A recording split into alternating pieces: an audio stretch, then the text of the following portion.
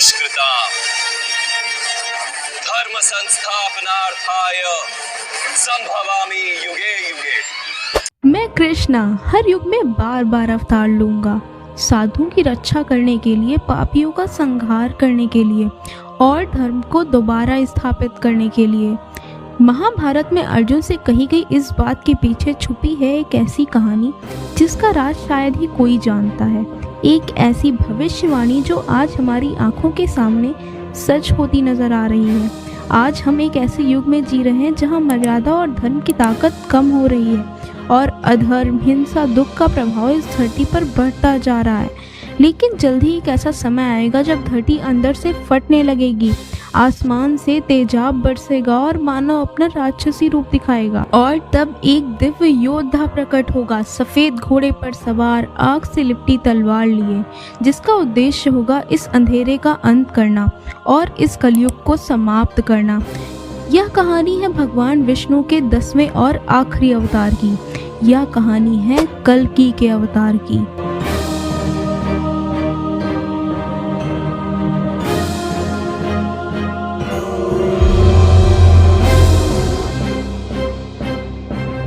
कलयुग समय के 4 युगों का आखिरी युग है। घोर अंधकार और विनाश से भरा हुआ एक ऐसा समय जहां सत्य की आवाज को धोखाधड़ी से दबा दिया जाता है और पाप इतना बढ़ जाता है कि धर्म और अच्छाई का नामो निशान नहीं मिलता। क्रूरता, लालच और हिंसा जैसी चीजों ने इंसान को अंदर से काला और खोखला बना दिया है। सतयुग, त्रेता युग और द्वापर युग के बाद आज हम इस कलयुग में जी रहे हैं। शास्त्रों की माने तो कलयुग की उम्र 4,32,000 वर्ष है, जिसमें से 5,000 से ज्यादा साल बीत चुके हैं। और ऐसा माना जाता है कि कलयुग के पहले 10,000 साल गोल्डन पीरियड थे, जहां अच्छाई और उम्मीद की किरण हल्की हल्की अभी भी बची हुई है, जहां अब भी देवताओं को पूजा जाता है और धर्म का पालन किया जाता है। कुछ समय बाद एक ऐसा समाज बन जाएगा जहां कोई सहानुभूति और एकता नहीं रह जाएगी, जहां पाप का बोलबाला होगा और अच्छाई का विनाश कर दिया जाएगा। लोग ज्यादा भ्रष्ट हो जाएंगे। लोग इतने भ्रष्ट हो जाएंगे कि वह अपनी किसी सगे का भी भरोसा नहीं करेंगे। वह अपनों से ही धोखा करते जाएंगे और हिंसा और लालच में सब कुछ खत्म कर देंगे। इसके बाद पूरी दुनिया विनाश के कगार पर आ खड़ी होगी। लोगों के पास खाने के लिए खाना नहीं होगा, सारी नदियां सूख जाएंगी, आसमान में अंधकार छा जाएगा और तेज आग की बारिश होने लगेगी। धरती सूख कर अंदर से फटने लगेगी, क्योंकि कली नाम का एक खतरनाक और शक्तिशाली असुर जो क्रूरता, हिंसा और लालच का प्रतीक है, वह अपनी चरम सीमा पर होगा। अंधकार से भरा हुआ उसका काला रंग, उसकी चमड़ी जैसे कुरेदी गई हो और मुख से निकलते हुए बड़े बड़े दांत, लालच से भरी हुई ज्वाला जैसी लाल जीभ, आग जैसी चमकती हुई उसकी आंखें और उसके शरीर से आती हुई एक भयानक बदबू। इस सबसे काली का एक ऐसा असुर है जिसे देखकर ही मनुष्य का मन डर से भर जाएगा। कली का निर्माण ही अन्याय, क्रोध और लालच से हुआ है। कली भय और मृत्यु और यातना पर कब्जा कर सकता है, लेकिन कली सिर्फ एक असुर नहीं, कलयुग का प्रतीक है। कलयुग को उसी के नाम से जाना जाता है। ईर्ष्या, लालच और जलन उसके हथियार हैं, जिसका इस्तेमाल करके वो लोगों को नियंत्रित करता है और उन्हें अपना भक्त बनाता है। ऐसा माना जाता है कि कली आगे चलकर इतना ताकतवर हो जाएगा कि इंसान देवताओं को छोड़कर कली की पूजा करने लगेंगे। कली के कहने पर लोग हर तरह के पाप करने के लिए तैयार हो जाएंगे। इसका असर इंसान के शरीर पर पड़ेगा। मनुष्य की शक्ल इतनी भयानक रूप ले लेगी, उसकी शक्ल भी एक नरभक्षी राक्षस की तरीके बन जाएगी। वह हिंसक हो जाएंगे और किसी को भी मारकर उसका मांस खा जाएंगे। कली का असर इतना गहरा होगा कि चारों ओर विनाश का माहौल होगा। हर जगह चोरी, चकारी, लड़ाइयाँ और खून खराबा होगा। यह दुनिया पूरी तरह अपने आप को खत्म करने की कगार पर होगी। और जब ऐसा होगा तब विष्णु जी अपना 10वां अवतार लेंगे और कल्कि के रूप में इस धरती पर जन्म लेंगे। वह देवदत्त नामक एक सफेद घोड़े पर सवार होंगे और उनमें सूर्य की किरणों जैसी चमक होगी। हाथ में एक उज्जवल तलवार होगी और शरीर पर उभरता हुआ एक तेज होगा।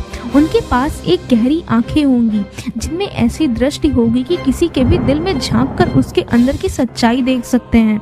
चेहरा साक्षी होगा उनके दृढ़ संकल्प का और उनका शरीर एक महान योद्धा जैसा होगा जो उनके साहस का प्रतीक होगा। होगा। भगवत पुराण में लिखा गया है कि कल्कि इतने शक्तिशाली होंगे कि वह बड़ी आसानी से लाखों की तादाद में दुश्मनों का खात्मा कर पाएंगे। किसी दुष्ट राजा के पूरे राज्य को एक झटके में खत्म कर सकते हैं। कल्कि पुराण में यह बताया गया है कि कलयुग खत्म होने के कुछ ही साल पहले वैशाख महीने की पूर्णिमा के 12 दिन बाद कल्कि का जन्म होगा। कल्कि का जन्म उत्तर प्रदेश के संभल नामक गांव में होगा, जहां एक ब्राह्मण विष्णु यश उनके पिता होंगे और सुमति उनकी मां, और उनके 4 भाई होंगे जो उनके इस मिशन को पूरा करने में उनकी मदद करेंगे। उनका मिशन कली का संहार करके कलयुग का अंत करना, अधर्म का नाश करना और धर्म की स्थापना करना होगा। कल्कि मानव का अवतार लेकर आएंगे, लेकिन उनका रूप एक योद्धा का होगा। ऐसा माना जाता है कि कल्कि अवतार की मदद करने के लिए 60 चिरंजीवी आएंगे, जो सदियों से अपना कर्म पूरा करने के लिए और कल्कि अवतार से मिलने का इंतजार कर रहे होंगे। हनुमान, वेद व्यास, परशुराम, राजा बलि, अश्वत्थामा, विभीषण और गुरु कृपाचार्य उनके पैदा होने के समय उनका दर्शन करने आएंगे और वही उनका नामकरण भी करेंगे। कल्कि, जिसका एक मीनिंग संस्कृत में कल्का से ड्राइव किया गया है, जिसका मतलब है जो इस धरती से सारी गंदगी को साफ करेगा।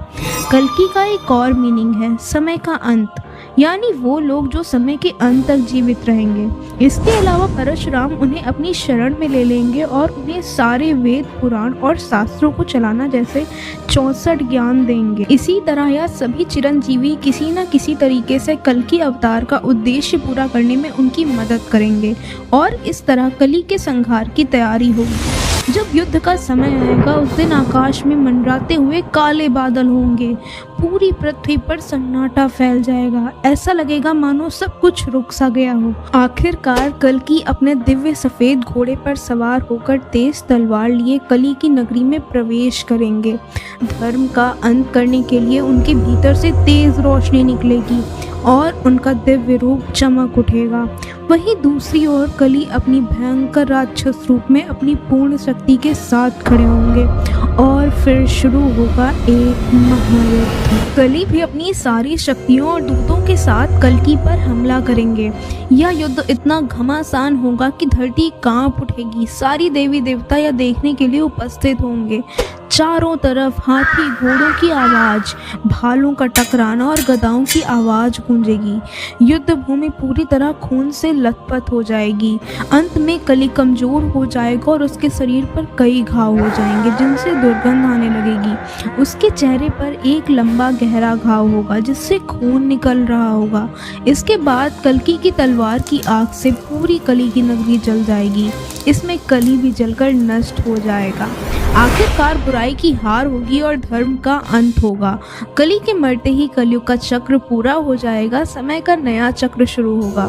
कल्कि अवतार एक नए सतयुग की स्थापना करेगा। दुनिया भर की सभ्यताओं, धर्म और साइंस की दुनिया में एक सोच कॉमन है कि एक दिन सब कुछ समाप्त हो जाएगा। हर धर्म के पास अपनी एक अंत की कहानी है, एक प्रकार की भविष्यवाणी जिसे हम अलग अलग नामों से जानते हैं। क्रिश्चियनिटी में आर्मेजेडन, एपोलिप्स, जजमेंट डे जैसी फिलॉसफीज हैं। वहीं इस्लाम में कयामत का दिन, जुडाइज्म में एंड ऑफ द डे और साइंटिस्ट की माने तो उनकी एक अपनी थ्योरीज हैं, जैसे सूरज का खत्म हो जाना, एस्टेरॉयड का अर्थ पर टकराना, nuclear explosion, corruption, climate change, pandemic या फिर एआई जैसी टेक्नोलॉजी।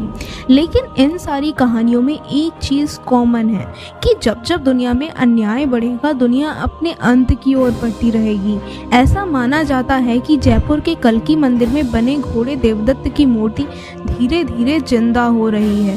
मंदिर बनवाते समय किसी तरह से इस मूर्ति के बाएं पैर पर एक घाव का निशान बन गया था। वह निशान कब और कैसे बना यह कोई नहीं जानता है, लेकिन लाख कोशिश करने के बावजूद भी घाव ठीक नहीं हुआ, जिस वजह से उसे वैसे ही छोड़ दिया गया। लेकिन हैरानी की बात तो यह है कि समय के साथ घाव अपने आप ठीक हो रहा है। ऐसा माना जाता है कि कल्कि का इंतजार करते करते देवदत्त धीरे धीरे जीवित हो रहे हैं, अपने स्वामी कल्कि के इंतजार में। जिस दिन वह पूरी तरह भर जाएगा, उस दिन देवदत्त जीवित हो जाएगा और वही दिन होगा जब कल्कि अवतार का जन्म होगा।